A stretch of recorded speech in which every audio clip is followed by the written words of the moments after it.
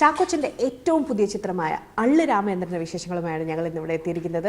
എല്ലാവർക്കും സ്വാഗതം. അപ്പം 2018 ചാക്കോച്ചന് എനിക്ക് തോന്നുന്നു ഭയങ്കര ബിസി ആയിട്ടുള്ളൊരു വർഷമായിരുന്നു. ഓൾമോസ്റ്റ് 8 സിനിമകൾ ഉണ്ടായിരുന്നു.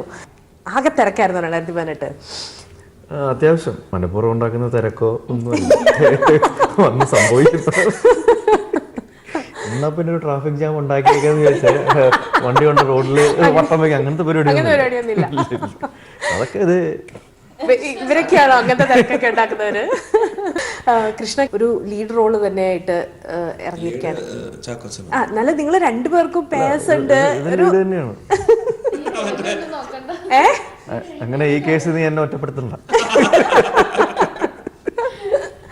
സോ കൃഷ്ണയുടെ പറയൂ.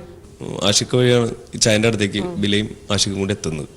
അപ്പൊ അങ്ങനെയാണ് ഇതൊരു സിനിമയാവുന്നത്. നമ്മൾ കേൾക്കുമ്പോൾ അത് ചെറുകഥയാ, ഷോർട്ട് ഫിലിമാ. ഏറ്റവും ചെറിയ ബഡ്ജറ്റിലൊരു മൂവി എന്നുള്ളതും ബിലഹരിയുടെ റെക്കോർഡ് 25,000 റുപ്പീസിന് ഒരു മൂവി ഇറക്കി എന്നുള്ളത് ആ ഒരു പ്രതീക്ഷയിലാണ് ആഷിഖ് പുള്ളിയെ പിടിച്ചിട്ടത്. അപ്പൊ അവൻ അതെന്താ വെച്ചാൽ ബില 1.5 വെച്ചാന്ന്. ആദ്യമേ 25,000, പിന്നെ കുറെ കൂടി, ഇനി അടുത്തത് 25,000. ആദ്യം ഒരു നായികനെ വെച്ചു, പിന്നെ ഒരാളെ കൂടെ എക്സ്ട്രാ ആഡ് ചെയ്തു അല്ലേ? ആഷിഖിന് അറിയില്ലായിരുന്നു. ചാന്ദിനി CAA മൂവിക്ക് ശേഷം ഒരു വലിയൊരു ഗ്യാപ്പിന് ശേഷം, ഞങ്ങൾക്ക് എല്ലാവർക്കും അറിയാം US-ലാണ്, തിരക്കാണ്, പഠിത്തമുണ്ട് എന്നൊക്കെ. പക്ഷെ ചാക്കോച്ചൻ പറഞ്ഞ മാതിരി തിരക്കൊന്നുമില്ല. പിന്നെ എല്ലാരും തള്ളുന്നു നിർത്തി.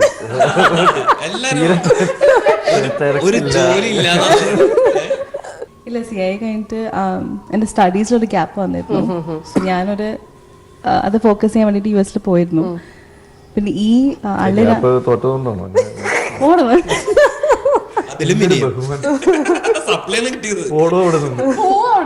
പോടൊന്നല്ല, ഇല്ല സ്റ്റഡീസിലൊരു ഗ്യാപ്പ് വന്നിരുന്നു. അപ്പൊ അത് ഗ്യാപ്പ് വന്നത് സിനിമ ചെയ്യുന്നോണ്ടാണ്, തോറ്റോണ്ടല്ല. അപ്പം സിനിമയിൽ നിന്ന് ഒരു ഗ്യാപ്പ് എടുത്ത് പോയി ചെയ്തതാണ്. ഞാൻ ചെയ്തതിൽ നിന്നും ഭയങ്കര വ്യത്യാസമായിട്ടുള്ള ക്യാരക്ടറാണ്. സോ CAA-ലാണെങ്കിലും ഒരു ഭയങ്കര മോഡേൺ ആയിട്ടുള്ള ഒരു ഭയങ്കര ബോൾഡ് ആയിട്ടുള്ള ലേഡി. ഇത് ഭയങ്കര പാവമ്മയാണ്. ഭർത്താവിനെയും ഫാമിലിനൊക്കെ നോക്കി നടത്തുന്ന ഒരു പെൺകുട്ടിയാണ്. ആർക്കും സ്നേഹമില്ല. നാത്തുന്റെ കളത്തരങ്ങളൊന്നും കണ്ടുപിടിക്കുന്നില്ല എന്ന് തോന്നുന്നു അല്ലേ? സിനിമ മനസ്സിലാവും. അപർണ പറയൂ. അപർണ ആകെ ഒരു തിരക്കിലാണ്. കുറെ അധികം മൂവീസ് ഉണ്ട്, തമിഴിലും മൂവീസ് ഒക്കെ ഉണ്ട്. അങ്ങനെയൊക്കെ ആയിട്ട് തിരക്കുണ്ടല്ലേ?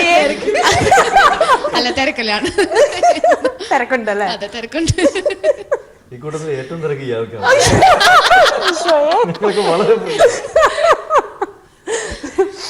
രണ്ട് സിനിമ ഒരുമിച്ചാണ് റിലീസ് ആവണത്. അള്ള് രാമേന്ദ്രനും സർവം താളമയം. അത് എൻ്റെ ഇതിൽ കഴിഞ്ഞ 2 സീസൺ നോക്കിയാലും ഒരു മാസമുണ്ട്. ആ മാസത്തിലാണ്, ഒരു കൊല്ലം മുന്നേ ഷൂട്ട് ചെയ്തതാണെങ്കിലും കഴിഞ്ഞ കൊല്ലം ബിടെക് കാമുകി, അതിനു മുന്നേ സർവോപരി, പാലാക്കാരൻ, സൺഡേ ഹോളിഡേ, തൃശ്ശൂർ വേരൂർ ക്ലിപ്തം, ഈ 3 ഒരുമിച്ച്. അപ്പൊ ഇപ്രാവശ്യം 3 വീണ്ടും. ഇത് സർവം താളമയം, മിസ്റ്റർ ആൻഡ് മിസ് റൗഡി. അപ്പൊ 3 സിനിമ ഫെബ്രുവരിയിൽ മാത്രം റിലീസ് ആവുന്നുണ്ട്. അള്ള് രാമേന്ദ്രനില് വരുമ്പോ ഞാൻ ചാക്കോച്ചന്റെ വലിയ ഫാനാണ്. അപ്പൊ ആദ്യം ഒരു കഥ പറയാൻ വരുമ്പോ എനിക്കൊരു ഐഡിയ ഇല്ലായിരുന്നു ക്യാരക്ടർ എന്താന്നൊന്നും. അപ്പോഴാണ് ചാക്കോച്ചന്റെ പെങ്ങളാന്ന് പറയുന്നത്. അപ്പൊ അതിൽ എനിക്കൊരു ഭയങ്കര സ്പെഷ്യാലിറ്റി തോന്നി. കാര്യം ഇത്രയും കാലത്തെ സിനിമകൾ എടുത്തു നോക്കിയാൽ ചിലയിൽ പെങ്ങളെന്നൊക്കെ പറഞ്ഞ് ചുമ്മാ ആരെങ്കിലും കൊണ്ടുവച്ച് 2 ഡയലോഗും പറഞ്ഞു പോകും. അത് വിട്ടിട്ട് ഒരു മെയിൻ സെൻട്രൽ ക്യാരക്ടറിന്റെ സിസ്റ്റർ ക്യാരക്ടർ ചെയ്യുമ്പോൾ ഉള്ള പ്രത്യേകത എന്താ, അതാണ് എനിക്ക് കൂടുതൽ അട്രാക്റ്റീവായി തോന്നിയത്. ചാക്കോച്ചന്റെ മൂവിയുടെ നെയിംസ് എല്ലാം എപ്പോഴും ഭയങ്കര ഒരു രസകരമായ പേരുകളായിരിക്കും.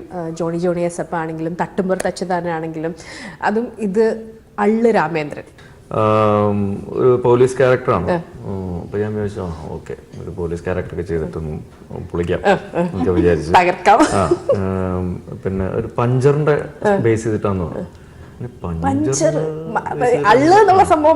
പഞ്ചറിന്റെ ബേസ് എന്തായാലും കേൾക്കാം പറഞ്ഞു. അപ്പൊ അങ്ങനെയാണ് ബിലഹരി വന്ന് കഥ പറയുന്നത്. അപ്പൊ അതിൽ ഈ അള്ള്, പഞ്ചർ കിട്ട് അള്ള് വയ്ക്കുക, ആ വാക്ക് ഒരുപാട് സ്ഥലങ്ങളിൽ പറയുന്നുണ്ടായിരുന്നു. അതുപോലെ തന്നെ അള്ള് രാമേന്ദ്രൻ എന്ന പേര് കിട്ടുന്നു. അപ്പൊ ശരിക്കും ടൈറ്റിൽ വേറെ ആയിരുന്നു ആലോചിച്ച് വെച്ചിരുന്നത്. പക്ഷെ ഇതാണ് ഏറ്റവും ആപ്റ്റ് ആയിട്ടുള്ള ടൈറ്റിൽ തോന്നിയതുകൊണ്ടാണ് അങ്ങനെ ചെയ്തത്. അല്ലാതെ മനഃപൂർവ്വം എന്റെ ഫുൾ ഫിഗർ, എന്റെ തല, അങ്ങനത്തെ പരിപാടിയല്ല. അതിന് ഏറ്റവും അനുയോജ്യമായ പേരാണ് എന്നുള്ളതുകൊണ്ടാണ് അത് ചെയ്തത്. അപ്പം ആ ക്യാരക്ടറിന് വേണ്ടി ഒന്ന് ബിൽഡപ്പ് ഒക്കെ ചെയ്ത് നല്ല റഫ് ആൻഡ് ടഫ് ആക്കാന്ന് വിചാരിച്ചപ്പോഴാണ് ബില അടുത്ത് പറയുന്നത് നമുക്ക് ഈ പോലീസുകാരൻ വളരെ സാധാരണക്കാരനാണ്. ആഹാ, ഒരു പാവം ജീപ്പ് ഡ്രൈവറാണ്. അപ്പോഴേക്ക് എന്റെ ഗ്യാസ് പോയി. ശരി, നമ്മള് മറ്റേ ഇതൊക്കെ മസിലൊക്കെ കാണിച്ച് പിന്നെ കുറച്ച് പ്രായമൊക്കെ ഫീൽ ചെയ്യും. തീർന്നു. കുഴപ്പമില്ല, കുറച്ച് മെച്യൂരിറ്റി ഒക്കെ ഫീൽ ചെയ്യുന്നത് എനിക്ക് ഇഷ്ടമുള്ള കാര്യം. കുറച്ച് വണ്ണം വെക്കണം, വയറൊക്കെ ചാടിക്കണം. ഞാൻ പറഞ്ഞു ഇയാളെന്നെ ഫീൽഡ് ഔട്ട് ആക്കാനുള്ള പരിപാടി. നമ്മളിത് കഷ്ടപ്പെട്ട് വയറൊക്കെ കുറച്ച് നിറയൊക്കെ കാണിക്കാതെ അഡ്ജസ്റ്റ് ചെയ്ത് നിൽക്കുമ്പോഴാണ് ഇതെല്ലാം കാണിച്ചുകൊണ്ട് വരണമെന്ന് പറഞ്ഞു. ഓക്കെ, തട്ടുമ്പുറത്തുനിന്ന് ഞാൻ വരുമ്പോൾ അത്യാവശ്യം വണ്ണമൊക്കെ വെച്ചിട്ട് ഈ കുട്ടിയോട് പിടിച്ചിരിക്കാൻ വേണ്ടിട്ട് അമേരിക്കയിൽ പോകുമ്പോ ഇവിടെ അമ്മേന്റെ ഭക്ഷണം കഴിച്ചിട്ടാണ് കൂടുതലും തിരിച്ചു വന്നപ്പോ ഇവിടെ വണ്ണം കൂട്ടിയോണ്ടെങ്കിൽ സമാധാനം. നമുക്കൊന്നും പിന്നെ അമ്മമാരൊന്നും ഇല്ലാത്തതുകൊണ്ട് അമ്മ ഇല്ലല്ലോ, അമ്മ അമേരിക്കയിലല്ല. അപ്പൊ അമേരിക്കയിൽ പോകുമ്പോഴേ ഞാൻ വെയിറ്റ് കൂടാറുള്ളൂ. ശരി, അമ്മ അമേരിക്കയിലാണ്. നിങ്ങള് സെറ്റിൽ മുഴുവൻ ഈ അമേരിക്ക കഥകളാണോ കേൾക്കുന്നത്? ഇല്ല, ഭക്ഷണ കഥകളാണ്. ഭക്ഷണം ഭക്ഷണം ഭക്ഷണം. അപ്പൊ കമ്മിങ് ടു ദ പോയിന്റ്. അപ്പം ഭക്ഷണം പിടിക്കാട്ടോ, നമുക്ക് പിന്നെ പിടിക്കാം. ശരിക്കും ഈ ക്യാരക്ടറിനെ പറ്റി പറഞ്ഞു ഈ അള്ള് കിട്ടിക്കഴിഞ്ഞിട്ട് ഒരു അവസരം കഴിയുമ്പോൾ ഇയാൾ ഇച്ചിരി ഗൗരവക്കാരനാകുന്നുണ്ട്, അത്യാവശ്യം ഗൗരവക്കാരനാകുന്നുണ്ട്. അപ്പൊ ആ സമയത്ത് അപ്പിയറൻസ് ഒന്ന് മാറ്റി പിടിക്കാൻ, ഒരു താടി മുടിയൊക്കെ വളർത്തി അങ്ങനത്തെ രീതിയിലൊക്കെ ആക്കാന്ന് പറഞ്ഞു. മുടി കണ്ടെന്നുണ്ടും വെട്ടി കളഞ്ഞു, താടി എടുത്തു, ഒരു സ്കാർ, ഇവിടെ ഒരു ചേഞ്ച് വേണമല്ലോ. തടി വെക്കാനോ പറ്റിയില്ല. തടി വെച്ചു, അത്യാവശ്യം തടി വെച്ചു. തടി കുറഞ്ഞു.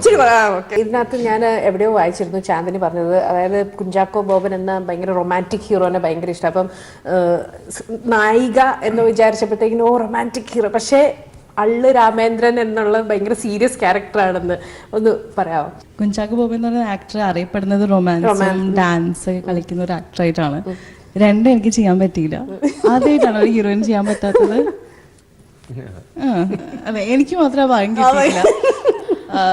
ഭാഗ്യം കിട്ടിയില്ല.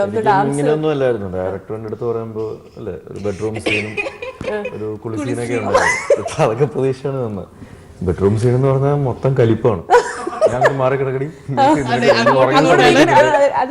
ഇതാണ് പുള്ളിയുടെ ബെഡ്റൂം സീൻ. ഒരുപാട് പ്രതീക്ഷകളൊക്കെ വേറെ രീതിയിലാണ് തുടങ്ങുന്നത്. പിന്നെ കുളിസീൻ എന്ന് പറയുമ്പോ ഓപ്പൺ ആയിട്ട് ഒരു കിണറ്റിന്റെ സൈഡിൽ അപ്പനും പെങ്ങളും നോക്കി നിൽക്കുക, അങ്ങോട്ട് കൊണ്ട് വെള്ളം കോരി ഒഴിച്ച് പറ്റിച്ചാണ് എന്റെ ഡേറ്റ് പഠിച്ചത്. നിങ്ങൾ എല്ലാവരും തന്നെ കൂടിക്കഴിഞ്ഞാൽ തന്നെ സെറ്റ് ഒരു ബഹളാവുന്ന ഇപ്പൊ തന്നെ നമുക്ക് മനസ്സിലാവും. എല്ലാരും കൂടേണ്ട ആവശ്യമില്ല.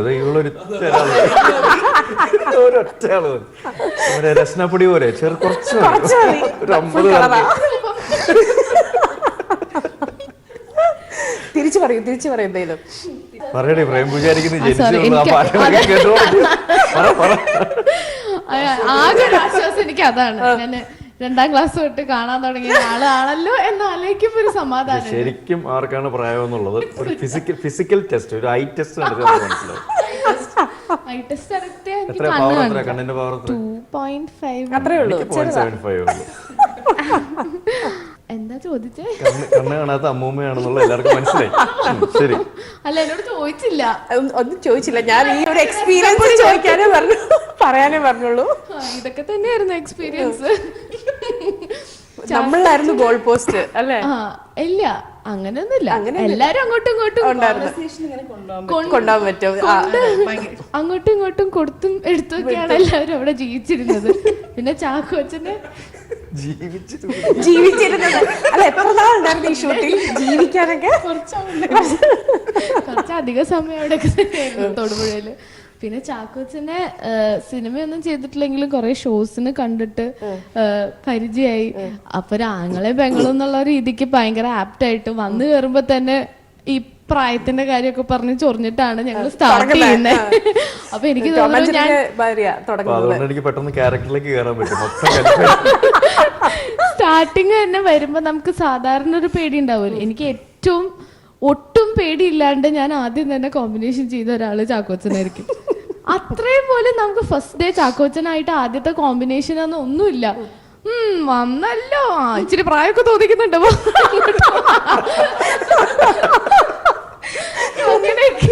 തുടങ്ങുന്ന എന്നെ. പിന്നെ ചാന്ദിനീനെ ഞാൻ സെറ്റിലാണ് കാണുന്നത്. കറക്റ്റ് അതിന് മുന്നേ കണ്ടിട്ടുണ്ട്. ഞാൻ എനിക്ക് നല്ല ഓർമ്മയുണ്ട്. ഞങ്ങളൊരു ഫോട്ടോഷൂട്ടിന് അത് കഴിഞ്ഞിട്ട് വേറൊരു പരിപാടിക്കൊക്കെ കണ്ടു. പക്ഷെ നിങ്ങളുടെ അത്ര കമ്പനി ആയിട്ടുണ്ടായിരുന്നില്ല. അത് കഴിഞ്ഞിട്ട് ഈ കുട്ടീനെ കണ്ടു, പരിചയപ്പെട്ടു, വന്നിട്ട് അഭിനയിച്ചു. ചാന്ദിനിയായിരുന്നു, പിന്നെ കുട്ടിയായി. ഇനി എന്താ പറയാൻ പറ്റുന്നത്? ഏതെങ്കിലും ഒരെണ്ണത്തിൽ ഉറപ്പിക്കുക ആരാണ് ഇത്? എടത്തിയമ്മ. ക്യാരക്ടറാണോ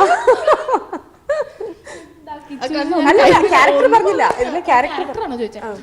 എന്റെ ക്യാരക്ടർ സ്വാതി എന്ന് പറഞ്ഞ് ഇങ്ങനെയൊക്കെ തന്നെ പെങ്ങളെ മാതിരി പെങ്ങളും ആയിട്ട് നടന്ന് എനിക്ക് എന്റേതായിട്ടുള്ളൊരു വേൾഡ്. കാര്യം രാമേന്ദ്രനെ ഒന്നും എന്തെങ്കിലും പറയാൻ പോയാൽ കടിച്ചു കീറാൻ വരും തിരിച്ച്. പിന്നെ ആകെയുള്ള ഒരു ആശ്വാസം വീട്ടില് വിജിയാണ്. അതിനിടെ കൂടെ അതെ, അതും കൂടെ ആയപ്പോ എനിക്ക് എന്റെ കാര്യങ്ങളൊക്കെ സെറ്റായി, ലൈഫ് സെറ്റായി. അപ്പൊ കൃഷ്ണയുടെ ക്യാരക്ടർ, എന്റെ ക്യാരക്ടറിന്റെ പേര് ജിത്തു എന്നാണ്. എല്ലാം റെഡി ആക്കിട്ട് ഇത്രയും ബേസ് ഒന്നുമില്ല, കോൾഡും ചുമയും പനിയൊക്കെ ആയതുകൊണ്ടാണ്, അല്ലാതെ ക്ഷീണമാണ്, അതുകൊണ്ടാണ് ബേസ് വന്നത്. ക്യാരക്ടറിന്റെ പേര് ജിത്തു എന്നാണ്. അപ്പൊ ഈ പുള്ളി ദുബായിലേക്ക് പോകണം എന്നുള്ള ആഗ്രഹമായിട്ടൊക്കെ നടക്കുന്ന, എല്ലാ പടത്തിലും പോലെയുള്ള ഒരു ഗ്രാമത്തിലെ ഒരു പാവം ദുബായ് പോകണം, പൈസ ഉണ്ടാക്കണം, പക്ഷെ ദുബായിക്ക് പോകാൻ പറ്റുന്നില്ല. അപ്പൊ ആ പടം പുള്ളിക്ക് കിട്ടുന്ന ഒരു ലോട്ടറിയാണ് സ്വാതി എന്ന് പറയുന്ന പെണ്ണായിട്ടുള്ള പ്രണയം. അപ്പൊ അങ്ങനെയാണ് രാമേന്ദ്രനായിട്ട് എനിക്ക് ബന്ധം. കാരണം ഭാവി അളിയനാണല്ലോ, അവർ അളിയൻ ബന്ധമാണ് രാമേന്ദ്രനായിട്ട്. അളിയൻ അറിയുന്നുണ്ടോ ഇത്? ഇല്ല, അളിയൻ അറിയുന്നില്ല. അതാണ്, അളിയൻ അറിയാണെങ്കിൽ അങ്ങനെ ഉണ്ടാവില്ലോ. അപ്പൊ അതാണ് ക്യാരക്ടർ സംഭവം. അപ്പൊ മെയിനായിട്ട് സ്വാതിയായിട്ടുള്ള പ്രേമം പരിപാടികളാണ് പടത്തിൽ. ആരും കാണാതെ എടുത്ത പാട്ടാണ്. പക്ഷെ ആ പാട്ട് എനിക്ക് ഭയങ്കര ഇഷ്ടമായിരുന്നു. നല്ല പാട്ടാണ്. ഇവരുടെ പ്രണയവും കാര്യങ്ങളൊക്കെയാണ് മെയിൻ ആയിട്ട്. അപ്പൊ അത് എനിക്ക് ഇഷ്ടപ്പെട്ടില്ല ശരിക്കും. ബേസിക്കലി ആ പാട്ടിന്റെ ഇടയിൽ ഞങ്ങൾ രണ്ടുപേരും ഇല്ലായിരുന്നു. ഞാൻ പറഞ്ഞ എന്തായാലും വേണം, എന്റെ റോള് കേട്ടി കളഞ്ഞാലും കുഴപ്പമില്ല. അങ്ങനെ സൈഡിൽ കൂടെ ഞങ്ങൾ ഇടയ്ക്കിടയ്ക്ക് ഇങ്ങനെ പോകും. കാരണം ആ പാട്ട് എനിക്ക് അത്ര ഇഷ്ടമായിരുന്നു. ആ പാട്ടൊന്ന് പാടാവോ നിങ്ങൾ രണ്ടുപേരും? ആരും കാണാതെ ആരോടും ചൊല്ലാതെ എന്നുള്ളിൽ പൂവിട്ടോരിഷ്ടം നീയേ, പോകും വഴിയെല്ലാം ചങ്ങാതിക്കാറ്റായി, പിന്നാലെ ഞാനെന്നും കൂടുന്നില്ലേ, കണ്ണേ കണ്ണേ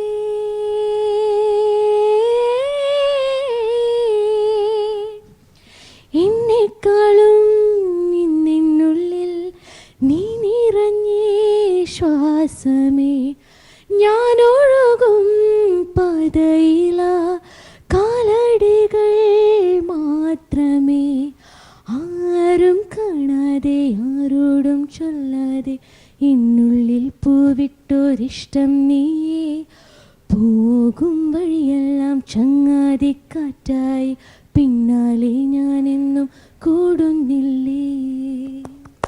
ജോയിൻ ചെയ്യാന്ന് പറഞ്ഞിട്ട് പറ്റിച്ചു.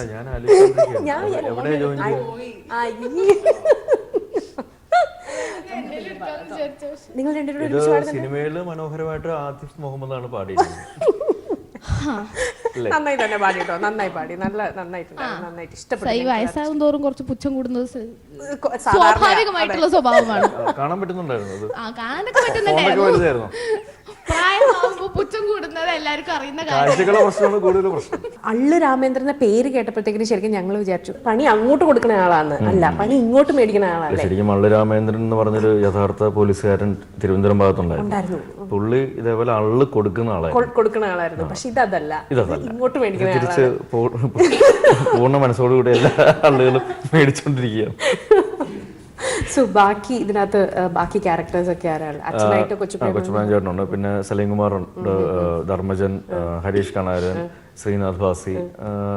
ഇവരെല്ലാവരും ഒരു എന്താ പറയുക, ഈ സിനിമയിൽ ഓരോ സന്ദർഭങ്ങളിൽ വന്ന് ഓരോരുത്തരുടെ കൂടെ വന്ന് അത്യാവശ്യം തമാശകളും കാര്യങ്ങളും ഫ്രണ്ട്ഷിപ്പും. അപ്പം അങ്ങനെ ഒരു നല്ലൊരു ആൾക്കാർക്ക് ഇഷ്ടപ്പെടുന്ന ഒരുപാട് ആക്ടേഴ്സ് ഉണ്ട് സിനിമയിൽ. എൻ്റെ ഒരു 10-22 വർഷത്തെ സിനിമാ ജീവിതത്തിനിടയിൽ ഇത്രയും ഇമ്പാക്റ്റ് ഉള്ള ഒരു മാസ് ഡയലോഗ് അല്ലെങ്കിൽ മാസ് സീക്വൻസ് ഉണ്ടായിട്ടില്ല. ആൾക്കാർക്ക് പെട്ടെന്ന് റിലേറ്റ് ചെയ്യാൻ പറ്റുക അല്ലെങ്കിൽ ഇഷ്ടപ്പെടുന്നത്. ഇതിനുമ്പ് ഒരു റൊമാൻറ്റിക് ഡയലോഗ്സ് ഒക്കെ ആൾക്കാർക്ക് ഇഷ്ടപ്പെട്ടിട്ടുണ്ട്, അത് ഓർത്ത് വയ്ക്കാറുണ്ട്. പക്ഷെ ഇങ്ങനത്തെ ഒരു ഡയലോഗ് സംഭവങ്ങൾ ആദ്യമായിട്ടാണ്. അപ്പോൾ അത് ഞാൻ എൻജോയ് ചെയ്യുന്നു. അതിനേക്കാൾ കൂടുതൽ ആൾക്കാർക്ക് എൻജോയ് ചെയ്യാൻ ഈ പടം മൊത്തത്തിലൊരു പാക്കേജ് ആയിട്ട് മാറുമെന്ന് വിചാരിക്കും. ഇതിനിടയിൽ നമ്മളൊന്ന് വിട്ടുപോയി ഭക്ഷണക്കാര്യം, അതെന്താണ് പറയാനുള്ളത്? സെറ്റില് ഭക്ഷണക്കാരി ഒരു ഫുഡിയാണ്. ഞാൻ അത്രയും വലിയ ഫുഡിയല്ല, തിന്നുമ്പം കുറച്ച് കാലറീസ് കൂടുതലുള്ള സാധനം തിന്നും മാത്രം. പക്ഷെ ഇവർ രണ്ടുപേരും ആഷിഖ്, പ്രൊഡ്യൂസർ ആഷിഖ്, ഇവര് ഞാൻ ഇങ്ങനെ കേട്ടിരിക്കും, എനിക്ക് ഒരു സ്ഥലം അറിയില്ലായിരിക്കും. പക്ഷെ കൊച്ചിയിലുള്ള സ്ഥലങ്ങൾ, ദുബായിലുള്ള എല്ലാ സ്ഥലങ്ങളും അറിയുന്നുണ്ടാവും. ഇവിടെ പോയാൽ അത് കിട്ടും, അവിടെ പോയാൽ അത് കിട്ടും. ഞാൻ ആണോ, ശരി, ഞാൻ കേട്ടിട്ടുണ്ട്. ദിവസം അതാണ് പണി. പക്ഷെ ആ ഭക്ഷണമൊന്നും കഴിക്കാൻ പറ്റില്ല. വീട്ടില് വൈഫ് നന്നായി കുക്ക് ചെയ്യുന്നൊക്കെ പറഞ്ഞു. ഞാൻ സെറ്റ് ഇല്ലാത്തപ്പം ഇല്ല, നമ്മൾ ആരില്ലാത്തപ്പം ഭക്ഷണം കൊണ്ടുവന്നു. ഇതുവരെ പിന്നെ തന്നിട്ടില്ല, നമുക്കാർക്കും തന്നില്ല. നമ്മൾ ഇല്ലാത്ത സമയം നോക്കി ബുദ്ധിപരമായ ഒരു നീക്കത്തിലൂടെ കാര്യം സാധിച്ചിട്ടുണ്ട്. ആരില്ലാത്ത പ്രത്യേകിച്ച് ഞങ്ങളില്ലാത്ത ദിവസം അപ്പൊ കുറച്ചുകൊണ്ടുവന്നാ മതിയായിരിക്കില്ല, അതുകൊണ്ടായിരിക്കും. ഇവര് കാണുന്ന പോലെയല്ലേ നല്ല പക്ഷെ ഇല്ലാട്ടോ, ഇവരെ ഒന്ന് വീട്ടിൽ കൊണ്ടുപോയി നല്ലൊരു ഡിന്നർ ഇതൊക്കെ ഉണ്ട്. പക്ഷെ സെറ്റിലേക്ക് കൊണ്ടുവന്നിട്ട് അല്ല, ഈ പറഞ്ഞു ഫുഡിയാണ്, ഇങ്ങനെ എല്ലാ റെസ്റ്റോറൻറ്റ്സ് ഒക്കെ അറിയാം. അപ്പം ഈ ഒരു താരപ്പകിട്ടോടെ ഈ റെസ്റ്റോറൻറ്റ്സിലൊക്കെ പോയി കഴിക്കാൻ പറ്റാറുണ്ടോ? അങ്ങനെ ഫുഡ് കഴിക്കുന്ന കാര്യത്തിൽ എനിക്ക് അങ്ങനെ ഒരു പകിട്ടും അല്ല, അങ്ങനെയല്ല, ചെല്ലുമ്പോഴത്തേക്കിനും ആൾക്കാർ വരുന്നു, നല്ല ഫുഡ് കണ്ടു കഴിഞ്ഞാൽ പിന്നെ എനിക്ക് ചുറ്റുമുള്ളതൊന്നും കാണാം. അതില് അഭിനയത്തിനേക്കാൾ കോൺസെൻട്രേഷൻ ആണ്. പക്ഷെ കണ്ടാ പറയില്ല അല്ലേ, അതിനൊരു ഭാഗ്യം വേണം. അതായത് ഈ ഭക്ഷണം കളിക്കുന്നുണ്ട്, ബാഡ്മിന്റൺ രാവിലെ. ബാഡ്മിന്റൺ ഫാനറ്റിക് ആണ്. ഓക്കെ. അപ്പൊ നമ്മൾ കഴിക്കുന്നതൊക്കെ ശരീരത്തിൽ തന്നെ ഉണ്ടാവും, അതാണ് നമ്മുടെ പ്രശ്നം. ഇവൻ നന്നായിട്ട് എക്സസൈസ് ചെയ്യും. സോ നിങ്ങളുടെയൊക്കെ ഫ്യൂച്ചർ പ്ലാൻസും ഫ്യൂച്ചർ മൂവീസും ഒക്കെ ഏതൊക്കെയാണ്? ഈ പടം തീരുമാനിക്കും എന്റെ ഫ്യൂച്ചർ എന്താണ്. അങ്ങനെ പറഞ്ഞേ കഴിഞ്ഞ വർഷം 8 സിനിമ ഉണ്ടായിരുന്നു. ഇതിലൊന്നും ആരും വീഴരുത് അത് കാരണം. അപ്പൊ ഇനി അടുത്ത മൂവി ഏതാണ്? അല്ല, അങ്ങനെ ഒന്നും ഫൈനലൈസ് ചെയ്തിട്ടില്ല. എല്ലാവരും സ്ക്രിപ്റ്റിങ് അതിന്റെ കാര്യങ്ങളൊക്കെ ഫൈനലൈസ് ചെയ്തുകൊണ്ടിരിക്കുന്നേ ഉള്ളൂ. അങ്ങനെ ഇരിക്കുന്നു. ചാന്ദിനി നേരെ യുഎസിന് വർക്കുവാണ് ഇല്ല, ഇനി ഞാൻ ഇവിടെ തന്നെ. അടിപൊളി. ഒന്നും നടക്കില്ല. കാരണം തോറ്റ പരീക്ഷ 3 പ്രാവശ്യത്തിൽ കൂടുതൽ എഴുതാൻ പറ്റില്ല. ഇനി അങ്ങോട്ട് വരണ്ടെന്ന് പറഞ്ഞിട്ടുണ്ട്. ഈ പരീക്ഷ എഴുതാൻ ഇങ്ങോട്ട് വരണ്ടെന്ന് പറഞ്ഞിട്ടുണ്ട്. സ്കൂള് ഓൺലൈൻ ചെയ്യാൻ പറ്റും. അപ്പൊ ഞാൻ ഇവിടെ നിന്നിട്ട് കോളേജ് മാറിയപ്പോ സ്കൂളായി. കോളേജോ? ഇത് ഭയങ്കര US ആക്സെന്റ് അല്ലേ? ഇതിന് കുറെ കളിയാക്കൽ കിട്ടിയിട്ടുണ്ടാവുമല്ലോ. തീർച്ചയായും പറയണല്ലോ. ഇത് എവിടുന്ന് കളിയാക്കുന്ന പെട്ടെന്ന് ആദ്യമൊക്കെ പിടികിട്ടില്ല. ഭയങ്കര സട്ടിലായിട്ടാണ് ഇങ്ങനെ തുടങ്ങി വരുന്നത്. അതെ, പിന്നെ ബാക്കിയുള്ളവർക്കൊക്കെ മനസ്സിലാവുമല്ലോ. നമുക്ക് ചിലപ്പോ ആ മുഖത്തിന്റെ നിഷ്കളങ്കത നമ്മൾ മനസ്സിലാക്കുന്നത്.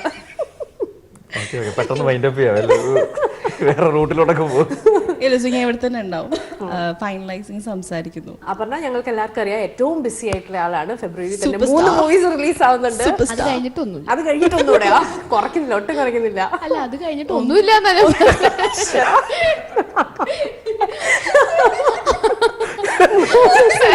ഫെബ്രുവരി കഴിഞ്ഞ് കഴിഞ്ഞാൽ പ്രത്യേകിച്ച് ഒന്നുമില്ല. അതോടുകൂടി കത്തിക്കല് തീരും. പിന്നെ എനിക്കും കോളേജ് പരിപാടി, ബാക്ക് ടു കോളേജ്. ഞാനും പോകും. ഇനി വല്ല പൈപ്പ് ലൈനിലുണ്ടോ, ടോക്സ് എന്തെങ്കിലും നടക്കുന്നുണ്ടോ? ഇല്ല, പൈപ്പ് ലൈൻ ഇട്ടതേ ഉള്ളൂ. വീടുണ്ട്, പൈപ്പ് ലൈൻ റോഡിലാണ് വീട്. ഇല്ല, ഒന്നുമില്ല, ഒന്നും കമ്മിറ്റ് ചെയ്തിട്ടുമില്ല. ഇത് മാത്രം. ശരിക്കും ഇത്രയും തമാശകളോ സിനിമയിലില്ല. കുറച്ചും കൂടെ സീരിയസ് ആയിട്ടുള്ള സിനിമയാണ്. അത്യാവശ്യം ഇമോഷൻസും ഈ പറയുന്ന പോലെ ഫ്രണ്ട്ഷിപ്പിന്റെയും ഫാമിലി വാല്യൂസിന്റെയും ചെറിയ ത്രില്ലിങ്ങും പരിപാടികളും കാര്യങ്ങളൊക്കെ ഉള്ള ഒരു എന്റർടൈനർ ആയിരിക്കും അള്ളു രാമേന്ദ്രൻ. പാവ, ആ മനുഷ്യൻ പറഞ്ഞില്ല ഫ്യൂച്ചർ പ്രോജക്ട്സ് പ്ലാനും. മനഃപൂർവ്വമാണോ അതോ അവന്റെ രക്ഷപ്പെടുത്താൻ വേണ്ടിയിട്ടാണ് ഞാൻ പറഞ്ഞു വൈൻഡപ്പ് ചെയ്യാൻ പോയത്. എല്ലാവരും പറഞ്ഞതുപോലെ തന്നെ നിങ്ങൾ എല്ലാവരും ഈ മൂവി തിയേറ്ററിൽ പോയി കാണാം. ഇതൊരു ഫാമിലി എന്റർടൈനർ ആണ്. എല്ലാവരോടും thank you and all the best. Thank you.